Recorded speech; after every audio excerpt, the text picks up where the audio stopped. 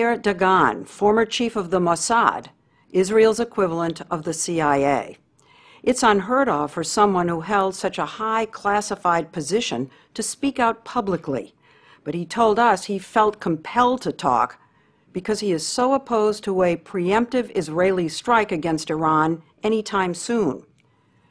Dagan headed the Mossad for nearly a decade until last year. His primary, if not his only mission, was to prevent Iran from developing a nuclear bomb. And he says there is time to wait, perhaps as long as 3 years.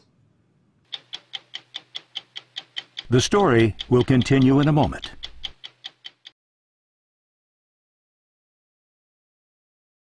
You have said publicly that bombing Iran now is the stupidest idea you've ever heard. That's a direct quote.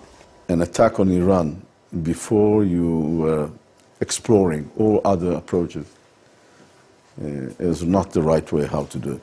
The dispute seems to come down, though, to whether you are at the end of everything that you can try, or whether you have a lot of time left to try other things, which seems to be your position.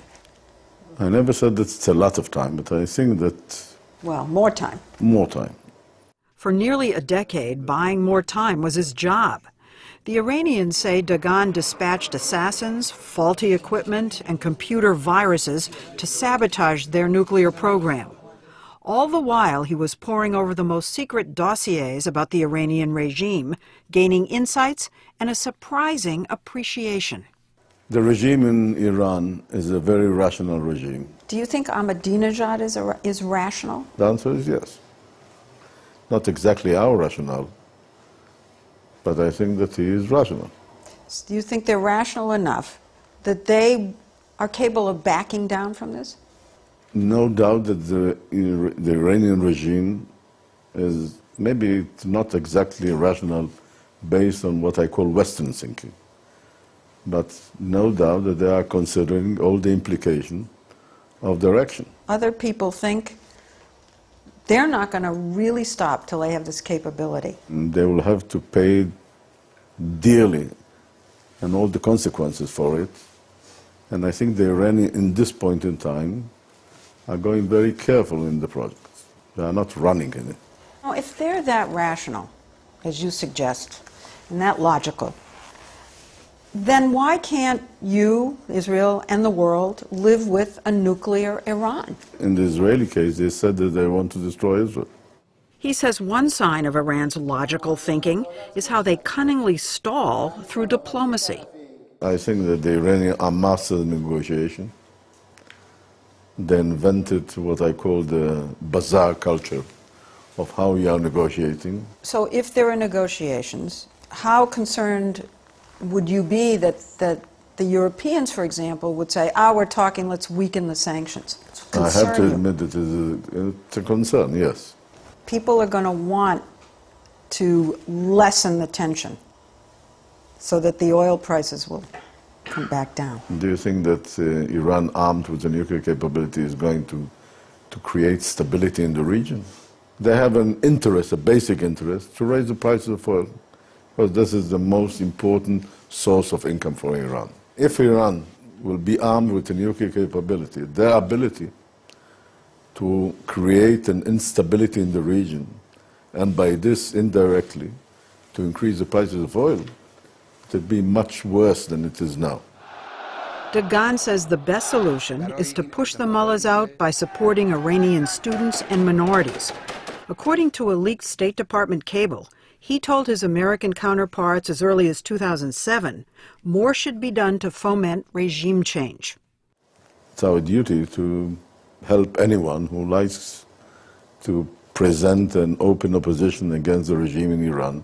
Has Israel done anything to encourage, help, support the youth opposition groups that have been marching against the regime? Let's ignore the question. Okay. Dagan argues that a preemptive Israeli strike this year would be reckless and irresponsible. The Obama administration agrees that there's time to wait. Already there's too much loose talk of war. I heard very carefully what President Obama said. And he said openly that the military now. option is on the table, and he is not going to let Iran become a nuclear state. So let me try to sum up what I think you're now saying. And you're saying, you know, why should we do it? If we wait and they get the bomb, the Americans will do it. The issue of Iran armed with a nuclear capability is not an Israeli problem, it's an international problem. So wait and let us do it.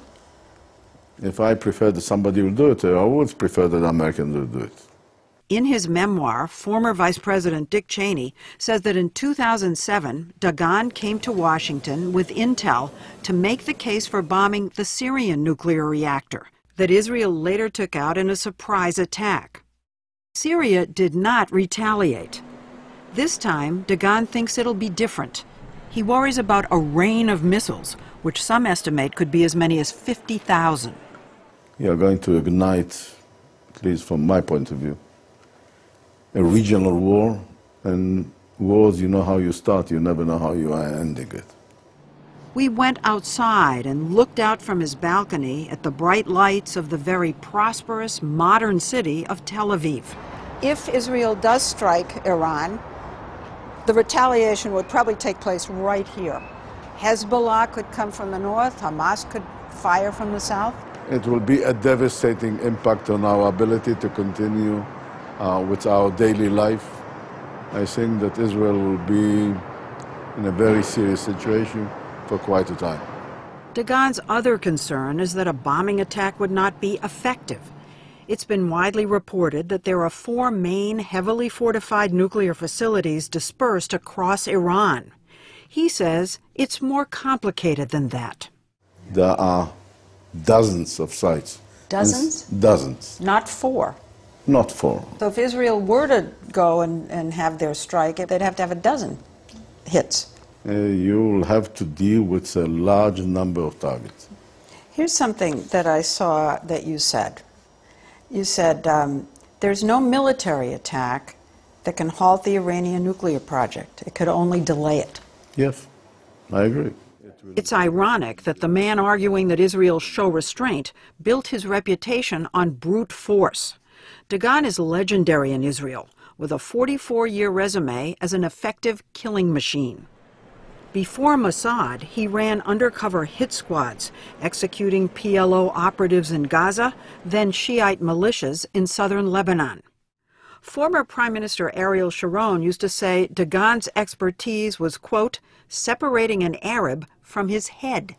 I never, ever killed nobody, or we were engaged in killing somebody who was unarmed.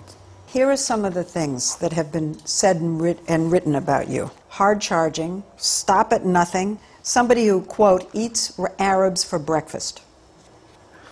I'm not responsible for what you are describing. But have you killed a lot of people?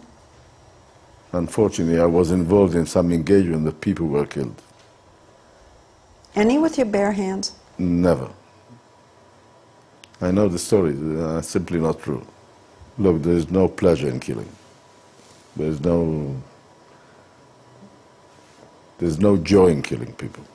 Sitting in his apartment, we were surprised that the walls were covered with pictures that he himself had painted. But I see a lot of humanity in your paintings. And I see paintings of Arabs. I know it will sound anti-Semitic if I say that some of my best friends are Arabs. But I truly, really admire some of the qualities of Arabs. His portrait is complex. He led a life of violence, but is a vegetarian. And in the background lies a haunting memory. This is a photograph of his grandfather, moments before he was executed by the Nazis. Dagan would show it to his Mossad operatives before sending them off on missions. It's a very sad picture. And that's propelled you? I think it should propel everyone in this country. When the Iranians, when Ahmadinejad talks about wiping Israel away, this is what you're thinking? No doubt that I have to take in consideration a scenario that a majority of Israelis are going to be killed if they are going to use a nuclear capability against Israel. He came to Mossad with the Holocaust motto of never again on his mind. Soon after, Iranian cargo planes started falling from the sky. Nuclear labs were catching fire. Centrifuges were malfunctioning. And then, one by one, Iranian nuclear scientists started disappearing and getting killed, blown up by shadowy men on motorcycles. But no matter how hard we tried, whenever we asked about any of this, he stonewalled. I'm not going to discuss anything about this issue. Okay, but that's pretty Nice try. Nice try, okay. It must kill you not to take credit for it. I mean, you know, even in the Arab world, you know what they call you? They call you Superman for just this kind of thing. I don't have my costume. They want me to take out. In Superman's time, Mossad was credited with a string of daring, exquisitely executed covert missions and assassinations from Damascus to Sudan. But glory turned to scorn at a Dubai hotel in 2010 during an operation to kill a top arms courier for Hamas. What the 27 Mossad agents didn't know was that the hotel was full of security cameras, and while they succeeded in the assassination, the whole world got to watch their comings and goings, including the two agents who conspicuously hung around the elevator in their tennis shorts. Pictures of the secret agents were on front pages around the world. And this was considered kind of a disaster for the Mossad. I never heard that any Israeli was arrested. No, but the chief of police in Dubai called for your arrest. He challenged you to, quote, be a man and take responsibility, quote unquote. What they wanted that I really will take seriously what the chief of police of Dubai is saying. I wonder if it is the reason that you are no longer at the Mossad, that it was seen as such a botched operation, that basically ended your career. First of all, it's not true. I was requesting the Prime Minister to leave my office. After more than 8 years, I believe it's enough.